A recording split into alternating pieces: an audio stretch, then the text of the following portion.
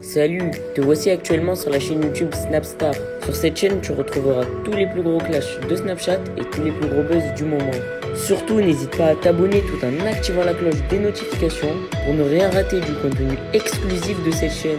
Et oui, sur cette chaîne, tu retrouveras du contenu qui n'est disponible nulle part ailleurs. Sur ce, je te laisse avec la vidéo.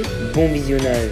Comme vous avez pu le voir en regardant le titre et la miniature de cette vidéo, aujourd'hui nous allons principalement parler de Nabil El Moudni, de la meilleure amie de Marc Blatta. Vous devez certainement tous le connaître, Nabil c'est un célèbre blogueur qui s'est fait connaître grâce à son très fort caractère. Comme vous le savez, Nabil a de très gros problèmes avec Dabza alors que c'est la meilleure amie de Marc Blatta. Dans cette vidéo, Naboul le Maboul a décidé de continuer de mener son combat contre la sorcière. En effet, même s'il a fait la paix avec Marc Blatta, Nabil n'a pas du tout mâché ses mots. Je vous laisse sans plus tarder avec sa prise de parole et n'oubliez pas que vous pouvez nous donner votre avis dans l'espace commentaire. J'espère que vous allez bien, que vous passez une très bonne journée. Je vais essayer d'être rapide, clair et concis parce que j'ai un rendez-vous, je dois sortir. Je dois voir une source pour un dossier, mais celui-là, s'il s'avère être vrai, vous êtes vraiment pas prêts. Donc, par rapport aux collaborations, au placement de produits de Dabza, l'autre fan déséquilibré, là, Amel, Melia, appelez-la comme vous voulez, je me suis longuement posé la question, comment elle se faisait payer, étant donné qu'elle ne donne pas son nom, elle ne donne pas son prénom, elle ne donne pas son adresse, elle n'a pas de société. Donc, forcément, c'est que elle ne déclare pas ses placements de produits. Aucun, rien du tout. Et elle se fait payer de façon suspecte, étrange, puisque comment vous faites pour payer quelqu'un sans son nom, sans son prénom? Même à distance, c'est très difficile. Un PayPal, il y a une traçabilité, un compte bancaire, un virement, il y a une traçabilité, un Western, il y a une traçabilité, il faut un nom, un prénom, etc. Au-delà de ça, je me suis aussi beaucoup demandé comment se fait-il que certaines marques cautionnent ses agissements, son harcèlement, sa diffamation, et la fassent travailler, collaborent avec elle. Et d'autant plus que c'est des marques avec lesquelles je collaborais avant. Moi, aujourd'hui, je fais presque plus de placement de produits, c'est volontaire. C'est pas parce que les marques, elles veulent plus collaborer avec moi. Quand je suis revenu dans le game, il y a 1 an et demi de ça maintenant, on m'avait enlevé mes réseaux sociaux pendant 1 an. En fait, ça m'avait tellement saoulé, tout ce délire de placement de produits et tout, que j'ai fait une overdose. Maintenant, j'en fais de temps en temps, et encore, c'est que à des gens que je connais. Je commence à reprendre petit à petit. Mais c'est pas de ça que je vis. Et je pense que tout le monde le sait, tout le monde le voit. Par contre, certaines marques qu'on m'a envoyées, c'est des marques avec lesquelles je collaborais par le passé. Donc je me suis dit, comment est-ce que, moi je les connais ces marques, comment est-ce qu'elles peuvent accepter sa méchanceté et collaborer avec cette femme? Croyez-moi, maintenant je comprends beaucoup mieux. Et vous allez être choqués, la famille. Donc j'ai été contacté par des marques qui m'ont expliqué le pourquoi du comment elles en étaient venues à collaborer avec cette fan déséquilibrée. Et vous allez voir que le nom lui va à merveille. D'autres qui m'ont contacté en me disant qu'elles les avaient menacées de les afficher si elles collaboraient pas avec eux et qu'elles avaient refusé. D'autres qui m'ont contacté pour me dire qu'ils se désolidarisaient complètement d'elles. D'autres qui m'ont contacté pour me dire « Hamdoulah, j'étais en cours, mais du coup je stoppe. Merci de nous avoir ouvert les yeux. » Est-ce que tu crois vraiment que moi je vais lui permettre de s'en prendre à vous?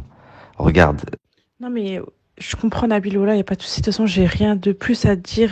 T'as déjà tout résumé. Je viens de regarder du coup vite fait la story en urgence, du coup il y a eu ça. Mais grosso modo, voilà, c'est ça. C'est qu'en fait, elle te contacte pour te dire oui, attention, je vais te balancer, il y a des retards de colis ou peu importe, tu vois, le site, elle cherche des trucs. Moi, c'était un retard de colis. Voilà, on avait fait des précommandes et puis tu sais comment c'est, les gens, tu fais des précommandes, ils comprennent pas. Du coup, elle en a profité. Et voilà, puis ce qui s'est passé, c'est simple, c'est que, enfin, mon mari, pareil, moi aussi, je pense que c'est pour ça il y a eu confusion. Nabila, elle pensait que c'était moi parce que moi aussi j'ai un mari et moi aussi, il est énervé contre ce genre de pratique. Et en gros, grosso modo, c'était tu payes, je te balance pas et je te fais ta pub, tu payes pas, je vais t'en mettre plein la gueule. Et donc, moi, la première, c'était pas une menace, mais une menace déguisée. Et puis moi, j'ai fait genre, je comprends pas. J'ai fait un peu la beubeute, la ragouna, j'ai pas compris. Ok, merci Salem, tu vois. Je me suis cassée, je me suis dit, vas-y, ce genre de truc, ça m'intéresse pas. Et elle a affiché un placement. En fait, c'était Tarek. Sa femme, elle faisait la pub sur son Snap et puis elle en a profité pour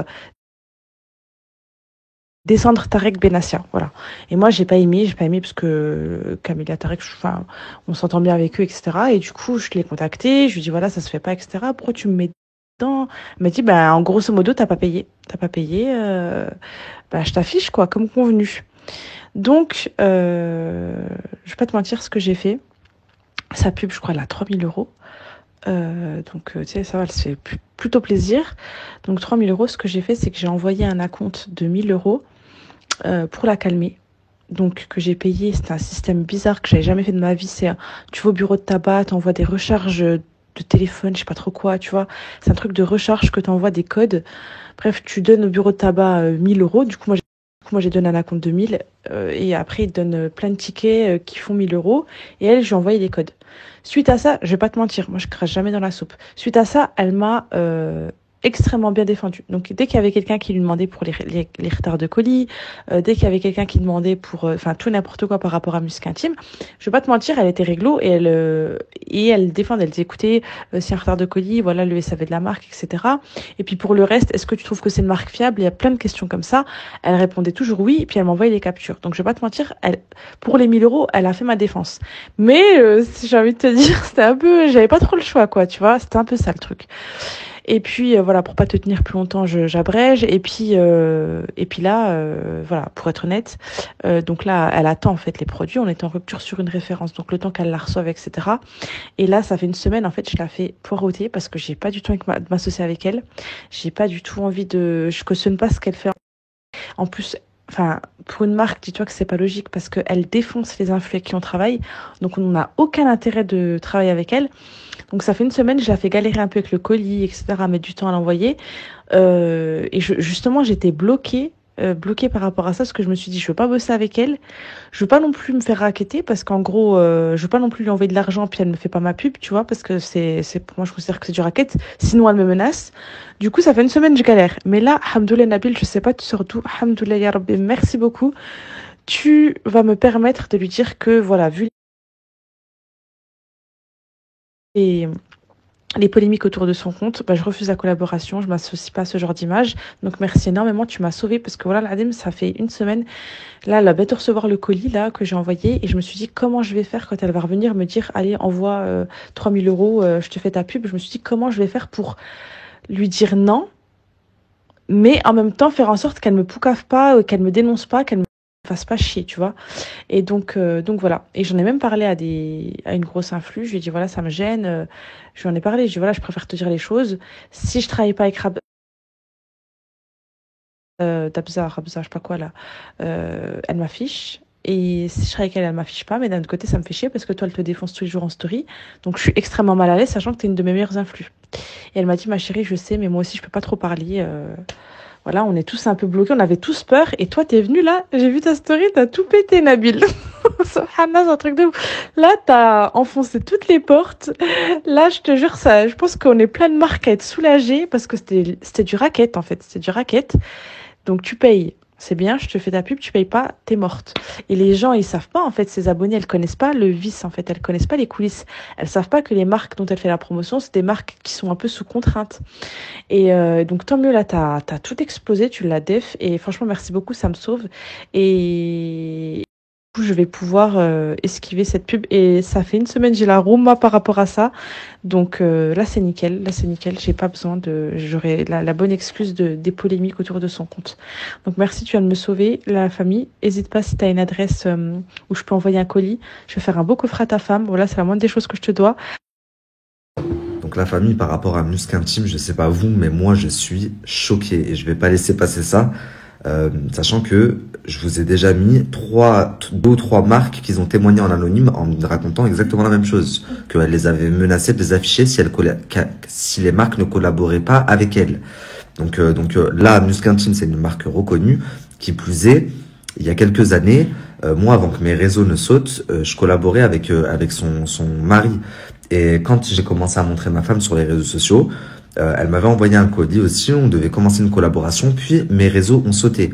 Ensuite, je suis revenu dans le game, j'ai arrêté les placements, enfin, je suis revenu 1 an et quelques après, j'ai arrêté les placements de produits pendant un bon moment, et là, je commence tout juste à reprendre, comme je vous ai dit tout à l'heure, mais c'est quelqu'un que je connais, et je me rappelle de nos échanges téléphoniques, enfin, pas elle personnellement, mais avec son mari.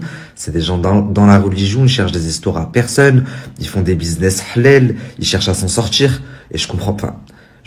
Je me disais en fait, là, il y a quelques jours, quand vous m'avez envoyé la liste des sponsors partenaires de d'Abza, comment est-ce que eux, ils peuvent cautionner ce qu'elle fait et collaborer avec elle?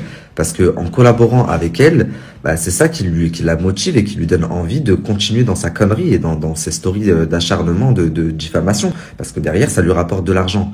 Bah, en fait, je comprends beaucoup mieux. Ils y étaient contraints, ils étaient obligés.